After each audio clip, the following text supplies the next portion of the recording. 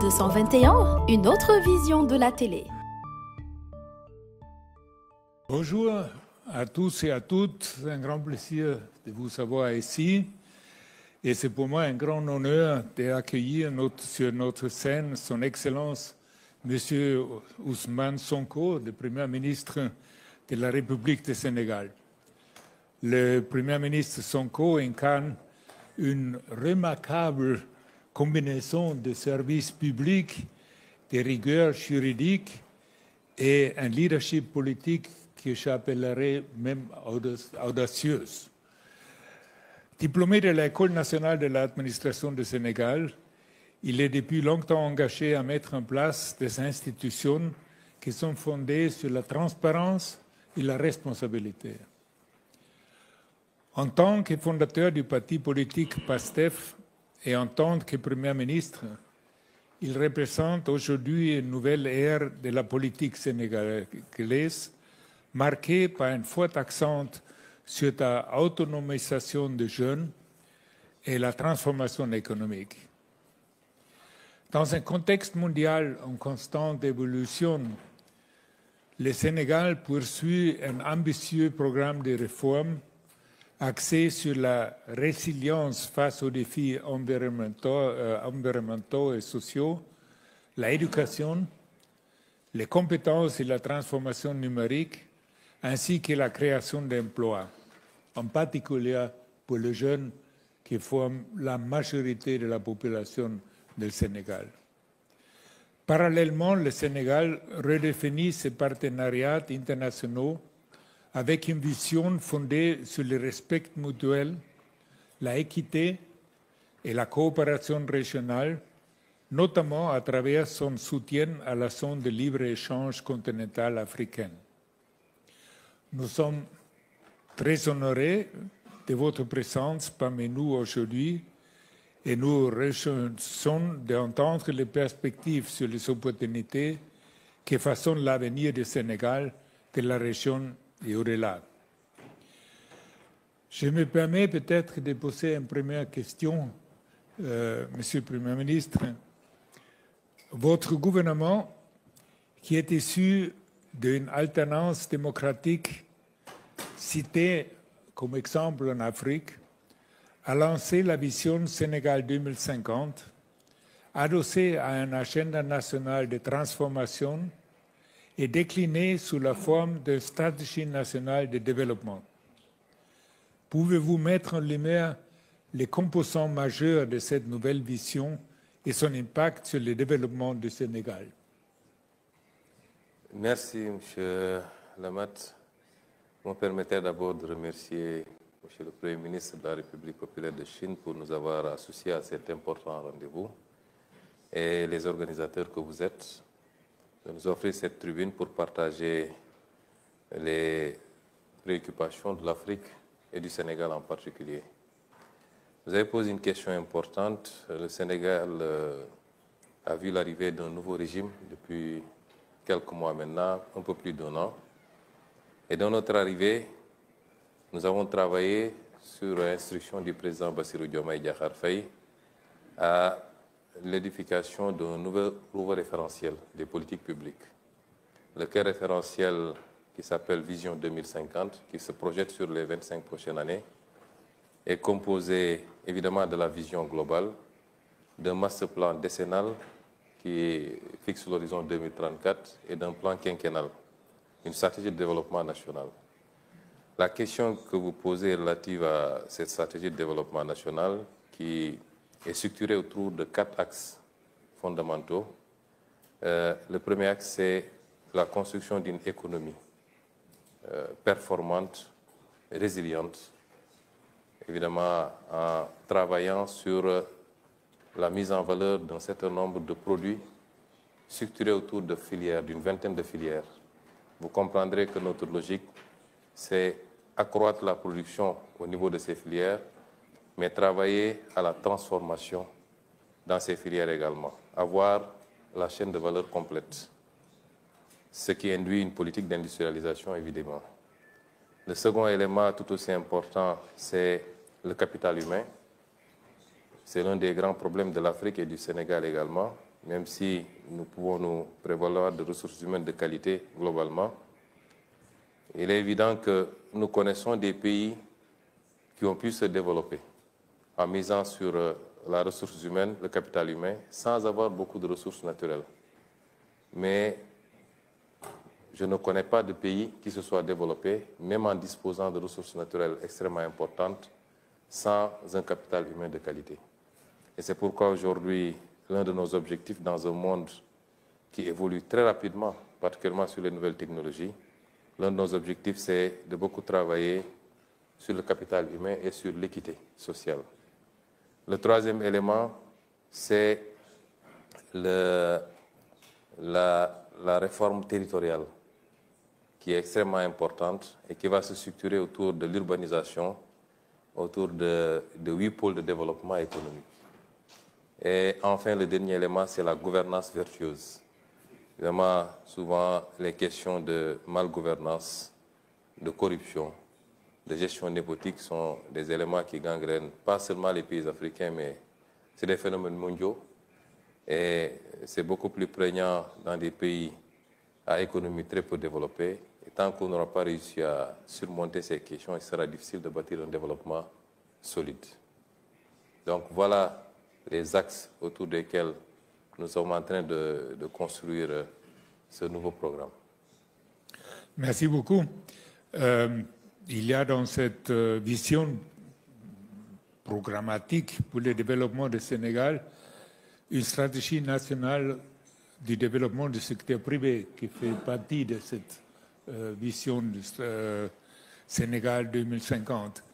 À cet effet, le Sénégal dispose d'avantages comparatifs en Afrique, je dirais en général, mais aussi en Afrique de l'Ouest. Je pense que les avantages comparatifs sont forts, qui permettent d'attirer les investissements directs étrangers vers votre pays.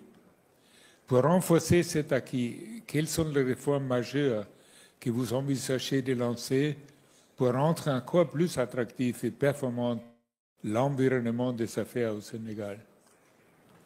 Oui, je crois, comme vous l'avez dit, le Sénégal a des atouts assez appréciables dans la zone de l'Afrique de l'Ouest d'abord, mais en Afrique de manière générale.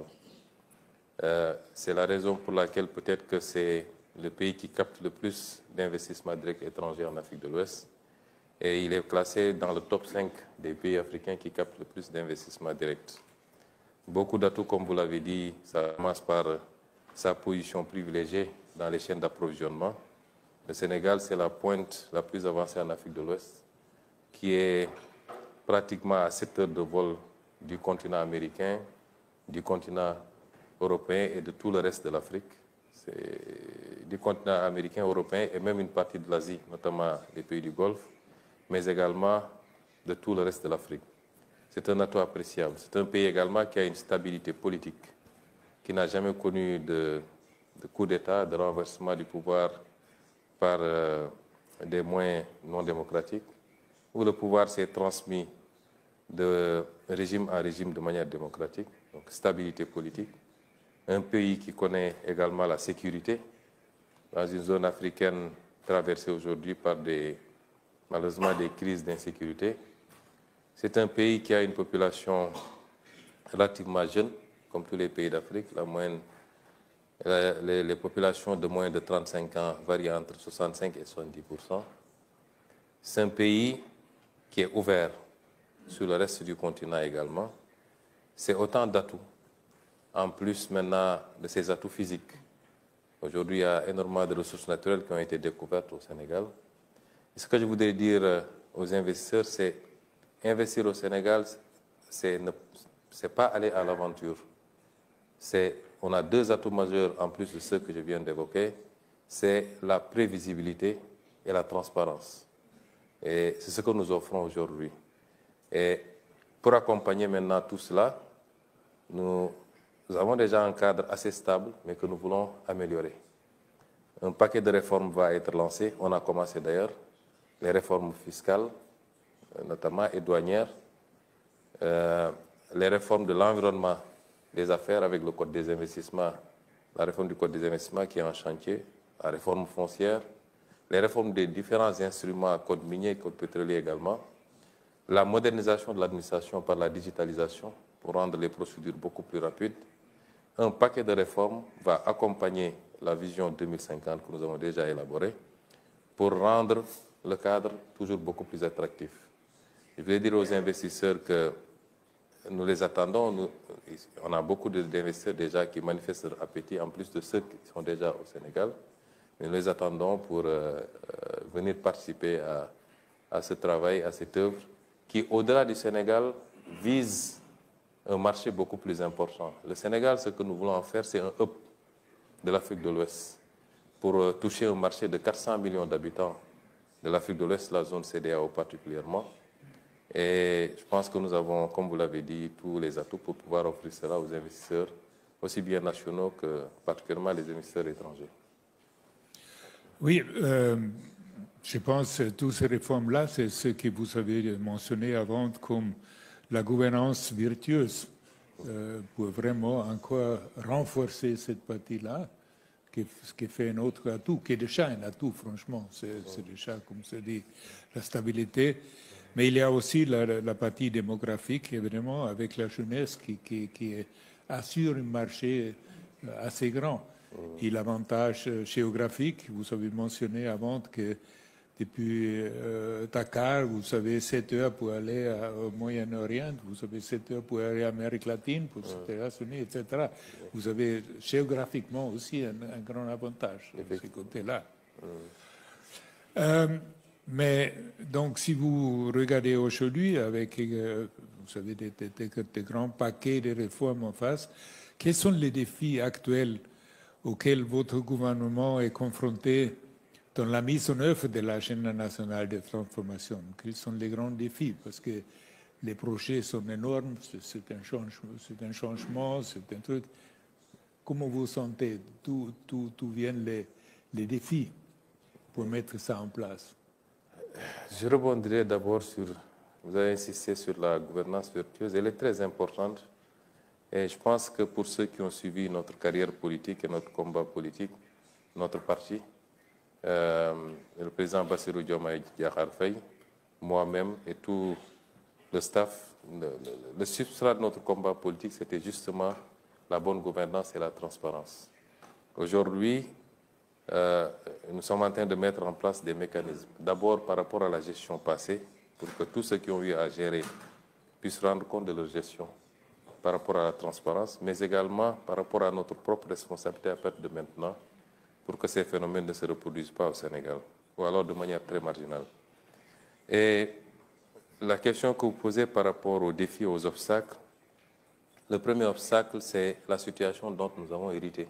Évidemment, quand nous sommes arrivés, le président Diomaye Faye a demandé à ce que nous fassions la situation de référence, que nous fassions l'audit des finances publiques et l'audit de toute la gestion de manière générale. Cet exercice a révélé un résultat malheureusement pas très réjouissant, puisque la dette dont nous étions supposés hériter quand nous remplacions le régime tournait autour de 70%, 74%. Et quand nous avons fini l'audit, la dette avoisinait les 100%. Le déficit également, qui était projeté à 4,5 ou quelque chose pour cent, a dépassé les 10% et est arrivé à 14%. C'est un exercice que nous avons volontairement fait. Et quand nous l'avons fait, nous avions la possibilité aussi de ne pas révéler ces chiffres parce que nous en connaissons les conséquences. Dès que vous révélez ces ratios, évidemment, ça peut crisper les partenaires, à commencer par les partenaires multilatéraux, le Fonds monétaire international, mais les partenaires bilatéraux également, et les marchés. Mais nous avons fait le pari de dire la vérité, d'abord à notre peuple. C'est en ligne avec votre politique de transparence. De transparence.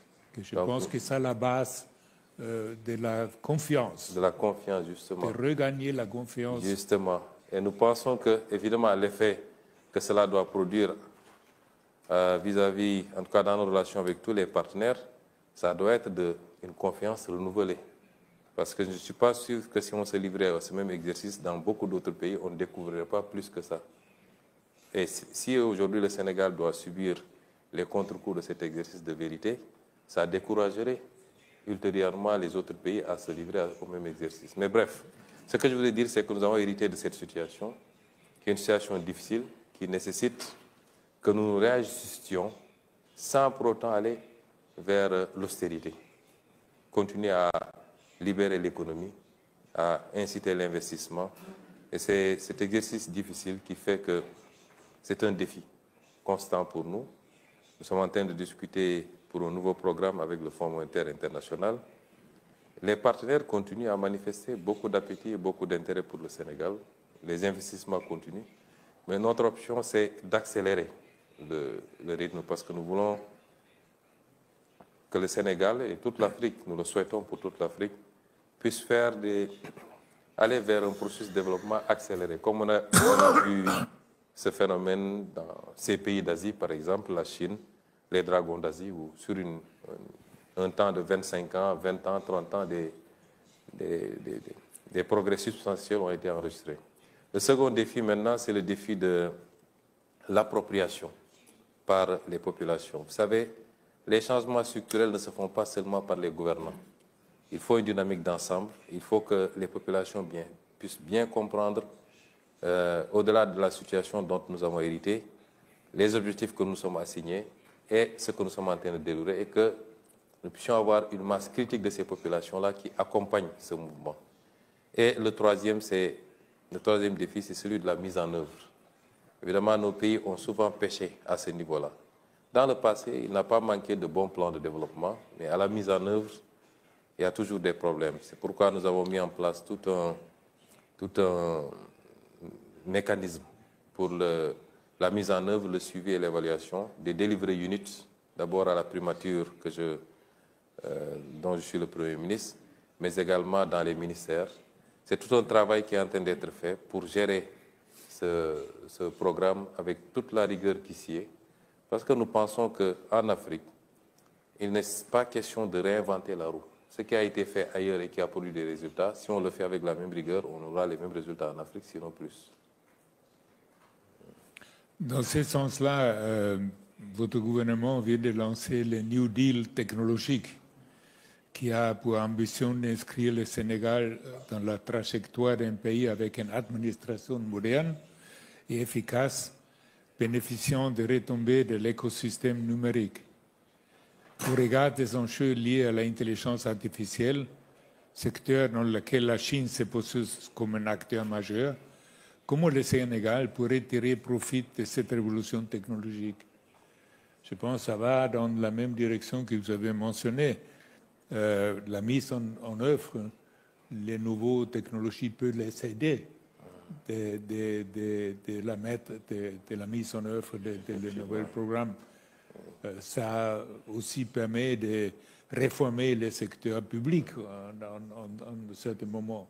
Ça permet aussi peut-être de limiter toute la partie corruption et agrandir la transparence, parce que tout ça, ce sont les avantages de la nouvelle technologie s'ils sont bien appliqués. Oui, les nouvelles technologies, je crois que c'est devenu le premier facteur dans les politiques de développement de tous les pays très développés comme les pays sous-développés. Et c'est lié également à la multiplicité des applications possibles. Vous avez parlé d'une possibilité, c'est-à-dire les réformes administratives qui peuvent être accompagnées, assises sur les nouvelles technologies, le numérique particulièrement, la digitalisation, mais c'est également l'économie de manière générale, c'est l'application dans des secteurs comme la santé, comme l'agriculture, la multiplicité des possibilités d'application fait que le secteur numérique est devenu un secteur extrêmement important. Évidemment, il y a un pan entier, je suis accompagné ici du ministre chargé du numérique au Sénégal qui a élaboré avec ses équipes le New Deal technologique, qui est un plan ambitieux, structuré autour d'un certain nombre d'axes. Le premier axe, c'est le renforcement du cloud, mais également des capacités de calcul, mais tout ça dans une option de souveraineté. Parce qu'aujourd'hui, en Afrique de manière générale, la question qui se pose, c'est qui gère nos données? Qui gère les data centers? Je crois que Selon les statistiques que j'ai visionnées, l'Afrique ne possède que 1,3% des data centers mondiaux. Vous voyez comme le gap est énorme. Et c'est d'abord une question de souveraineté. Le second élément maintenant, c'est la formation. Investir dans l'intelligence artificielle et toutes les autres options des nouvelles technologies, mais également encadrer par la formation et par le financement les start-up, généralement portées par la jeunesse. Et tout ça dans l'option d'en faire un moteur de l'économie endogène dans notre pays. Le troisième élément, c'est les applications dont on a parlé tout à l'heure. Les applications dans la santé, dans l'agriculture pour améliorer nos performances, dans tous les autres secteurs. L'éducation, évidemment. On parlait tout à l'heure de capital humain, l'éducation. Et le dernier élément, c'est le partenariat stratégique. Nous discutons avec beaucoup de partenaires. Il y a 3 jours à Hangzhou, nous avons visité le siège d'Alibaba, nous avons visité le siège de Brenco, je crois, qui sont très avancés sur les questions d'intelligence artificielle, de nouvelles technologies. Ce partenariat stratégique-là qui nous permettrait peut-être de bénéficier de cette mouvance tirée par les pays les plus avancés dans le domaine. Donc c'est un élément, un facteur extrêmement important et nous invitons également tous les partenaires à une coopération, une collaboration très approfondie dans ce domaine. Dans la partie des avantages comparatifs, l'infrastructure, à mon avis, au Sénégal, il est un avantage comparatif aussi. Si on compare avec les pays voisins, je pense que de ce côté-là, le Sénégal il a un grand avantage aussi. Comment ça se présente dans l'infrastructure numérique? Vous avez aussi un avance sur les voisins ou... Oui, sur l'infrastructure numérique, effectivement. De manière générale, sur l'infrastructure, des investissements ont été consentis. Mais nous considérons qu'il y a énormément de choses à faire. Et dans la vision 2050, nous avons un ambitieux programme infrastructurel, notamment les corridors, les infrastructures qui mènent vers les zones productives, les grands corridors terrestres, ferroviaires surtout, et avec l'axe Dakar-Bamako, qui permettrait d'avoir le chemin de fer jusqu'à Bamako. Les infrastructures portuaires, nous avions un grand port, le port de Dakar.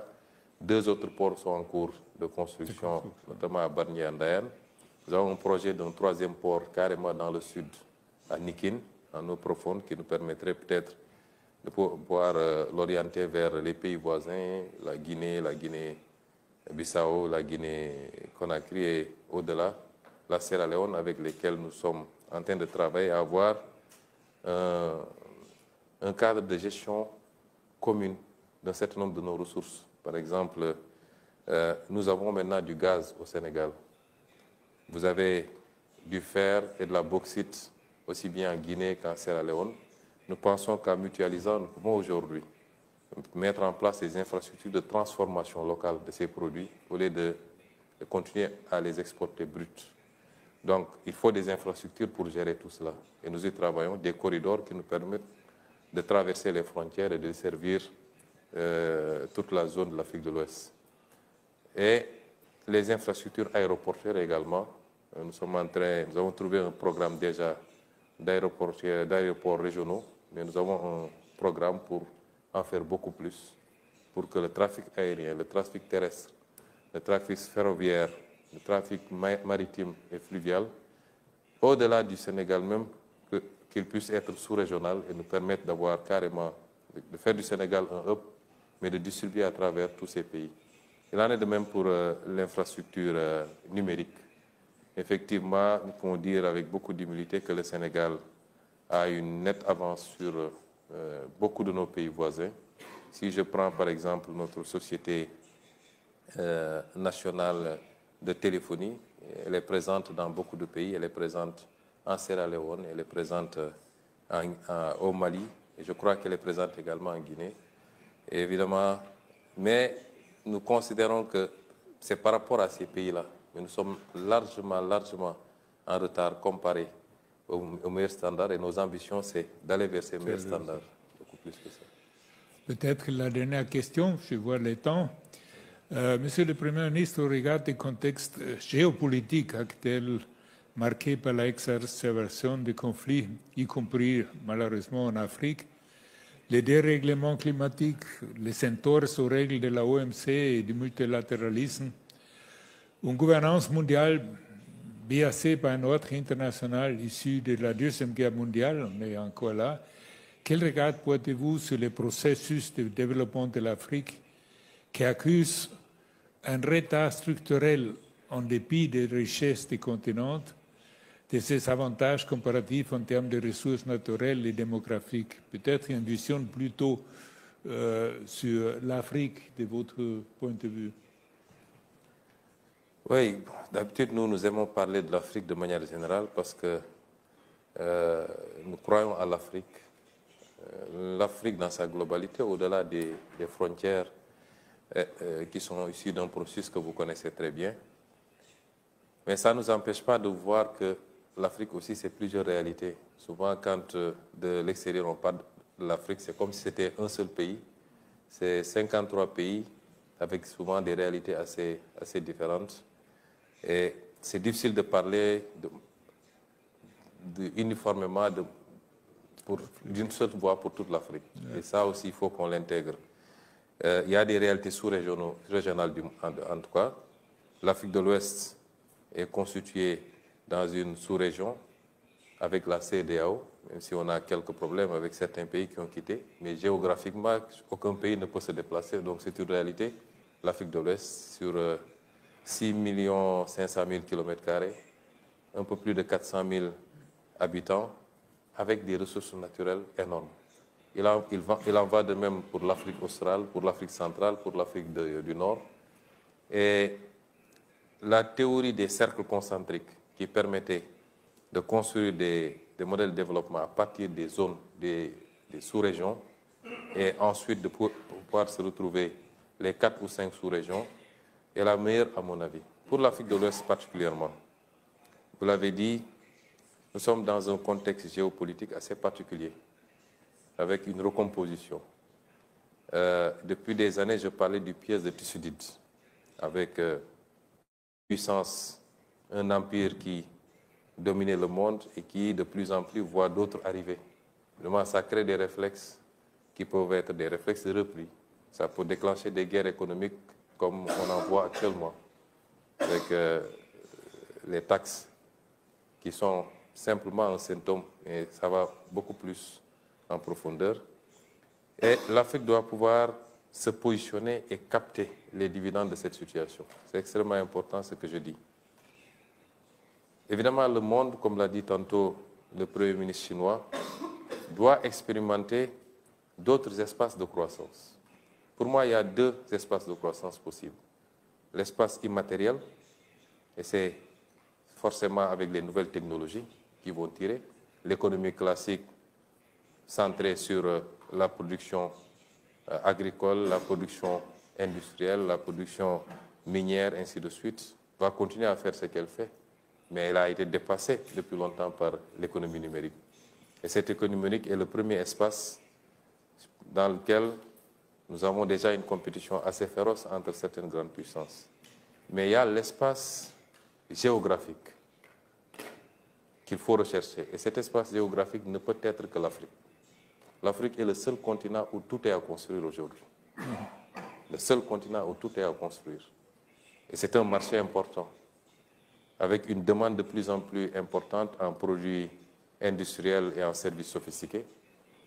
L'Afrique, ce sera 25% de la population mondiale en 2050. C'est un marché important. Et je pense qu'au-delà des défis auxquels on est confronté, le défi de la stabilité politique, le défi de la sécurité, il est important que le monde comprenne que c'est maintenant qu'il faut miser sur l'Afrique. S'il ne faut pas commencer tout de suite et maintenant avec tout le monde, il y a des pays qui sont moins prêts, et je pense que le Sénégal en fait partie, puisqu'il offre toutes les garanties d'un investissement sécurisé et profitable, et il n'est pas le seul.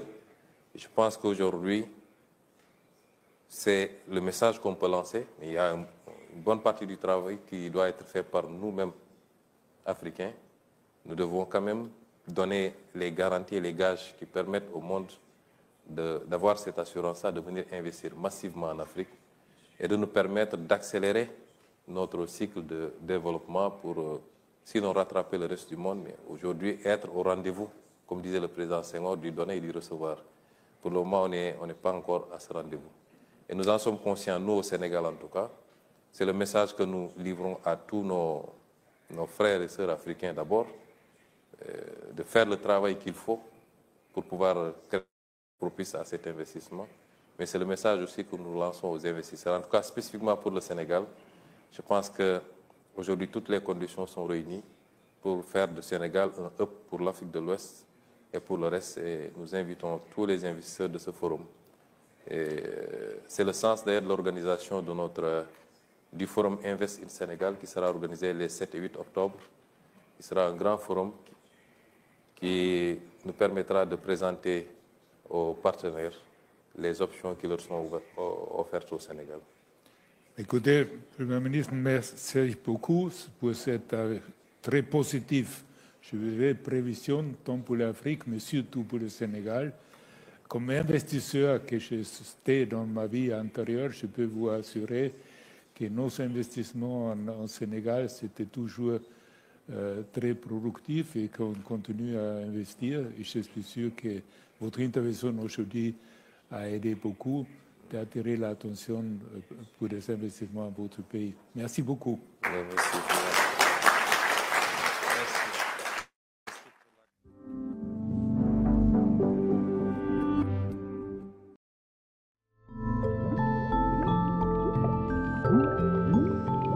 À 221, une autre vision de la télé.